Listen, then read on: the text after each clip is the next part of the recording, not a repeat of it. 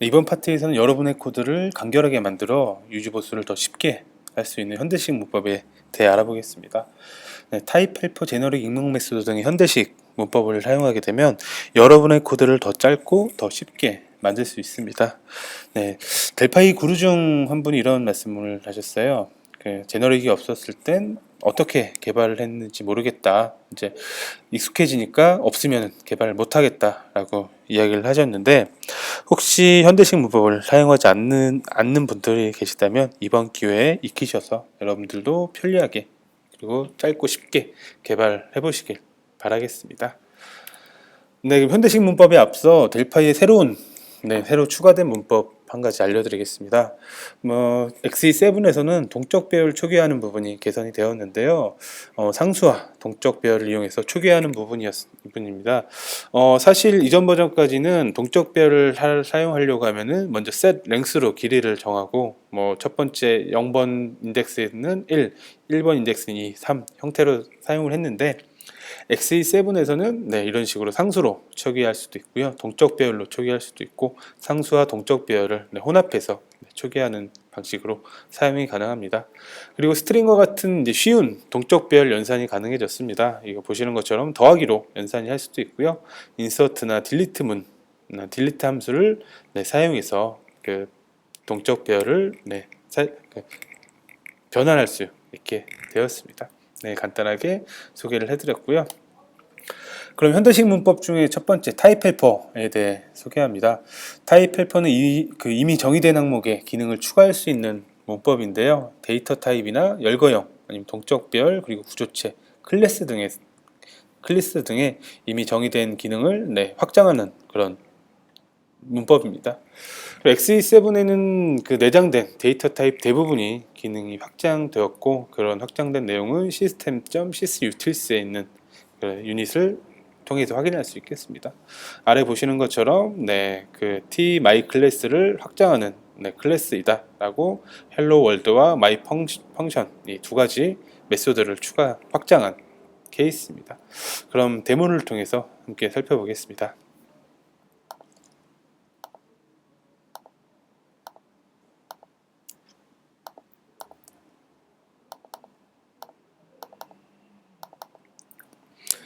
제일 먼저 살펴볼 부분은 기본 베이직 타입 헬퍼의 기본이고요. 인티저와 스트링 두 개의 변수에 10과 20이라는 스트링을 넣었고요.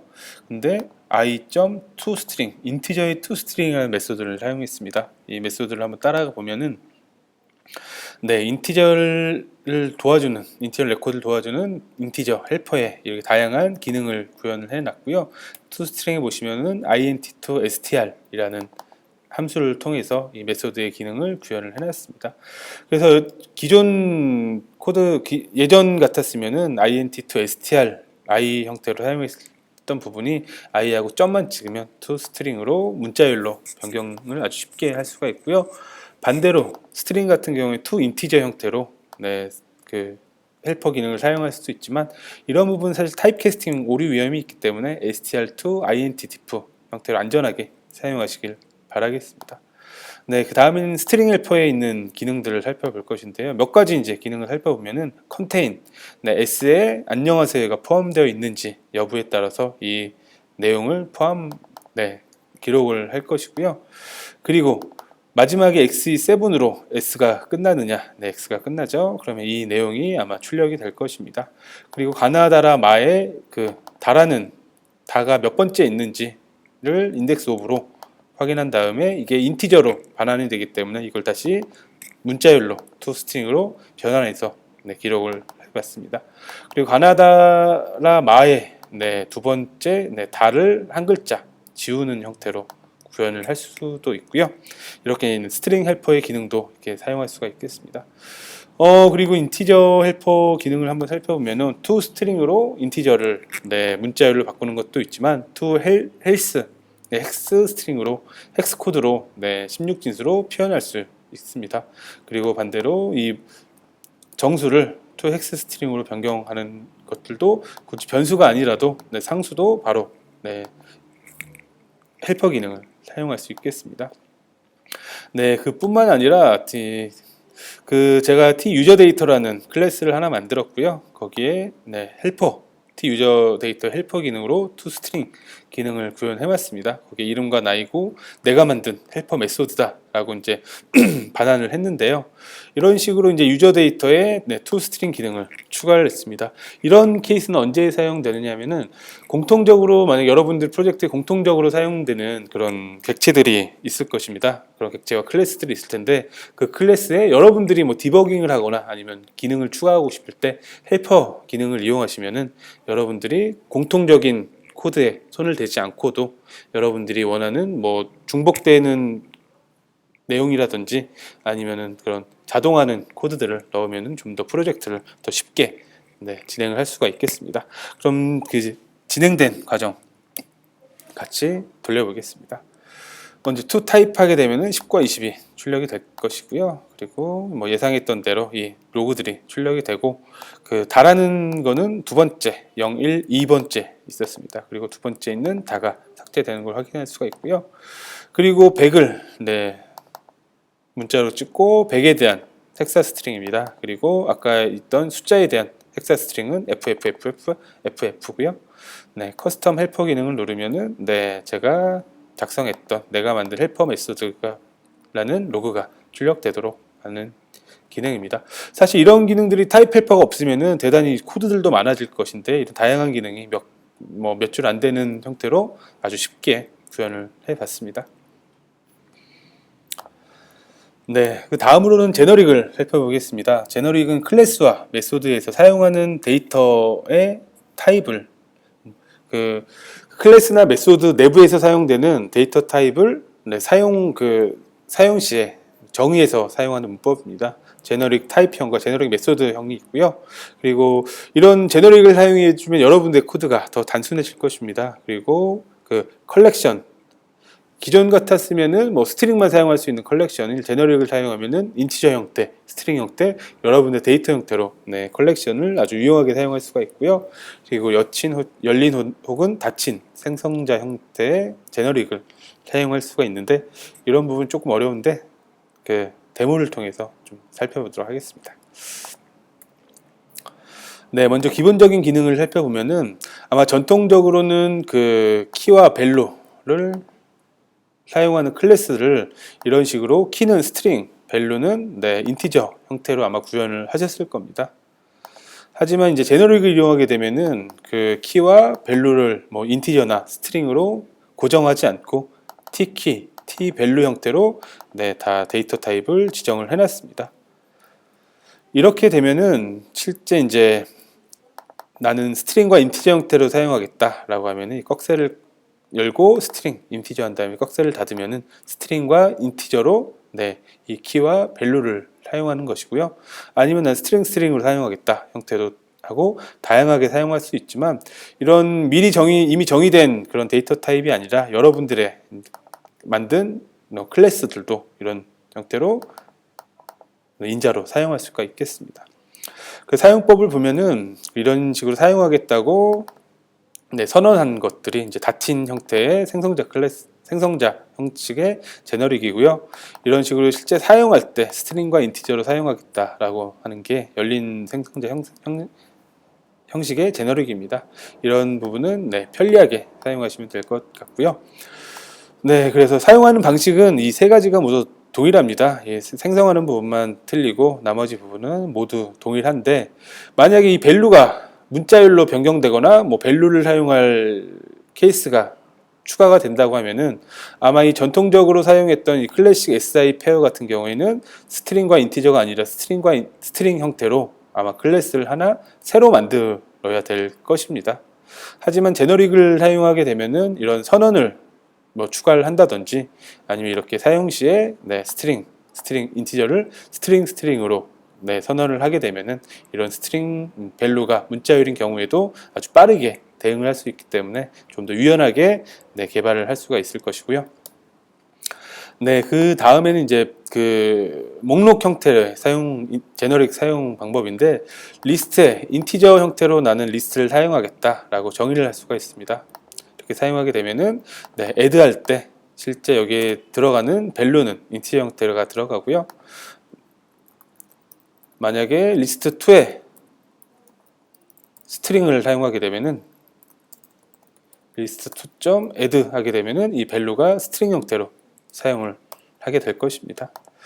네, 이렇게 이제 t 리스트 사용할 수가 있고, 아마 그 t 오브젝트 리스트 많이 사용하셨을 것 같은데, t 오브젝트 리스트에 객체를 넣었을 때는 아마 기존에는 이런 형태로 넣었을 것이고요.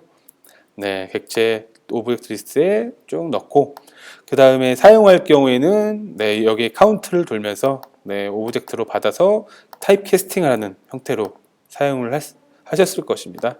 하지만 제너릭을 사용하게 되면 이런 형태의 포 인문을 사용하게 되면 이 목록이 이미 그 t 유저 데이터 형태를 반환하기 때문에 포 인문을 바로 사용하셔서 아주 짧은 코드로 사용할 수도 있고요.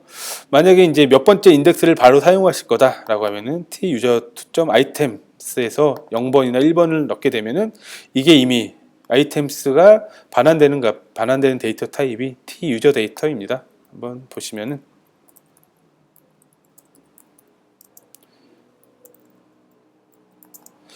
네, 아이템스가 t 유저 데이터를 반환하기 때문에 거기에서 바로 toString이나 name 아니면 age 형태로 여러분들의 그런 데이터 타입을 바로 호출할 수 있기 때문에 아주 빠르게 네, 구현을 할 수가 있겠습니다.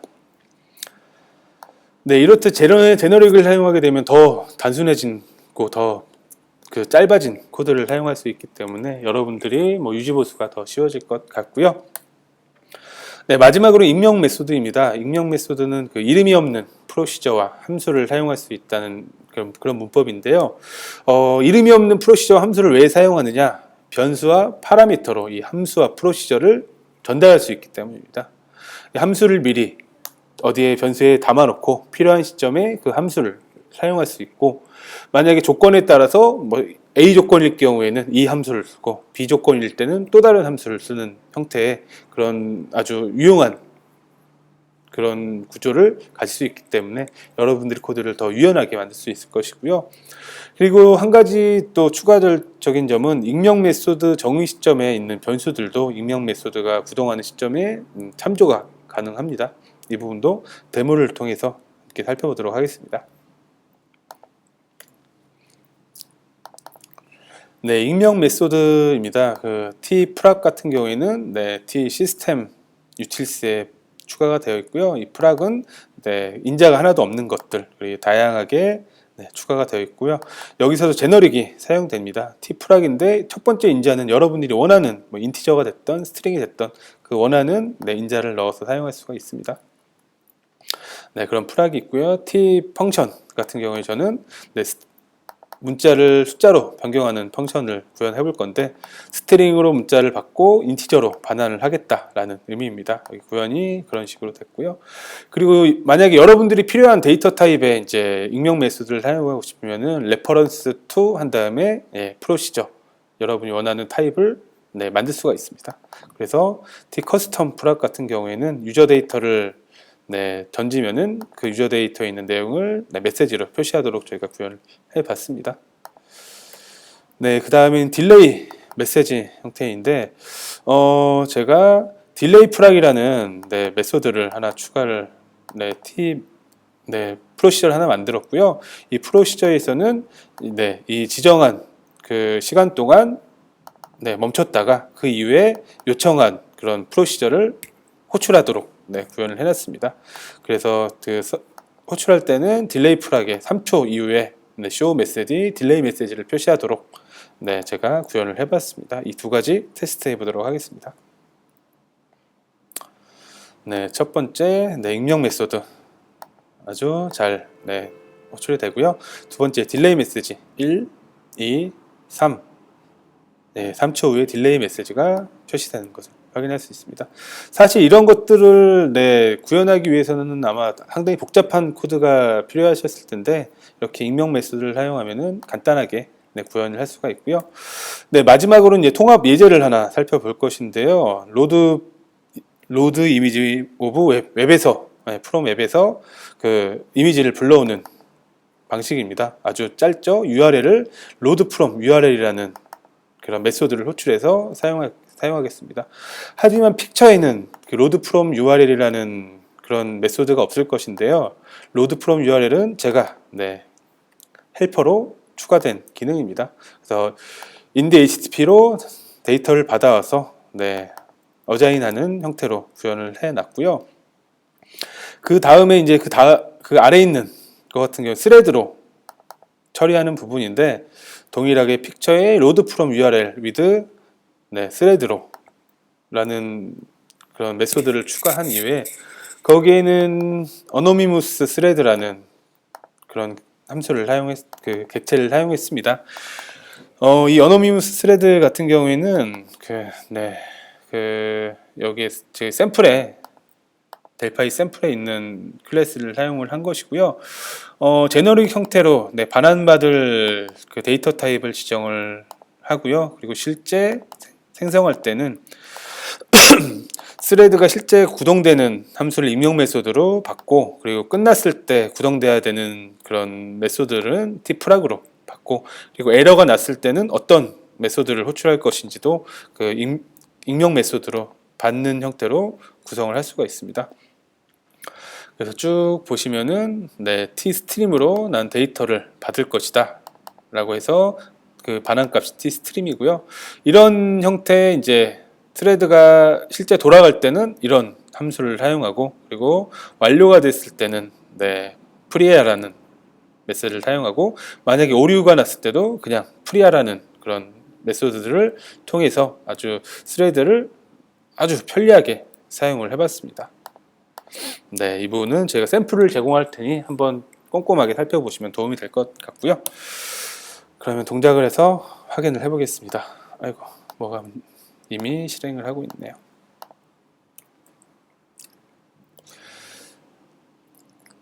어노니머스 메소드 제가 테스트를 했었죠. 그럼 로드 이미지 오브 웹 그리고 지우고요. 스레드에서 가져오는 것도 아주 잘 동작을 하고 있습니다.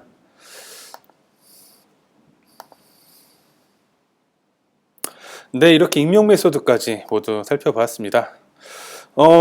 그 현대식 문법에 대해서 제가 간략하게 소개는 해드렸지만, 아마 제가 소개해드린 내용 가지고 모두 이해하시기는 어려우셨을 거예요. 그래서 현대식 문법에 대해서 더 알아볼 수 있는 자료를 몇 가지 좀 준비를 해놨습니다. 저희 대부기업 기술 자료 쪽에 제가 이제 현대식 문법 조금 전에 진행했던 내용을 좀 아티클로 남겼고, 거기에서 필요한 링크들도 좀 추가를 한 내용들이 있습니다. 이 부분 한번 살펴보시면 좋을 것 같고요. 그리고 엠바카데르 온라인 도움말을 참조하시면은 한글 도움말 이용하셔도 되고요. 영문으로 되어 있지만 아주 문법을 이해하기에는 충분할 것입니다. 제너릭과 이것이 헬퍼, 그리고 제너릭과 익명 메소드 등에 대한 도움말도 참고하시면 좋겠고, 그리고 이런 문법들은 도서를 통해서 확실하게 익혀두면은 나중에 유용하게 아마 사용을 할 것이기 때문에 델파이 도서 관련된 내용도 제가 링크를 제공을 해드렸습니다. 여기까지 현대식 문법에 대해서 알아봤습니다.